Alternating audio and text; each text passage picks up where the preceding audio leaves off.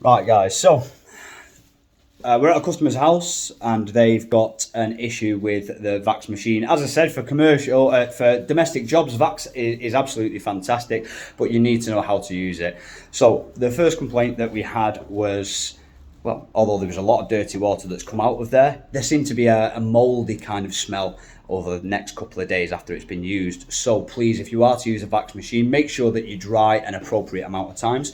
On top of that, try and know what fabric that you're doing. This is a wool carpet. I can smell that it's a wool carpet. No burn test required. You can smell it a mile off. Also, if you give it a little kick, you can always hear it. So that's how you can test if it's a wool carpet. Another one is a burn test. It'll singe as opposed to melting. Polypropylene will melt, whereas your wool will singe like hair, because it is hair after all.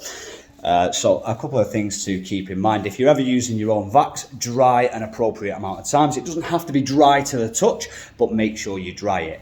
If you ever damage the underlay by over wetting a carpet and you're not able to dry it enough, there is a little bit of trick that might be helpful, and that is by pulling the carpet up and letting the underlay air out, and that should solve the issue. And I always say that to our customers. If you do have a smell that comes back over the next 2 or 3 days, I normally say 3 days because that'll give you an accurate reflection, just pull from a corner, get that up, let the underlay breathe, and that should be able to help. And it will save your worst case scenario, replace the underlay, as opposed to buying brand new carpets throughout your entire house, because that is an unfortunate nightmare. It's going to cost you an absolute fortune.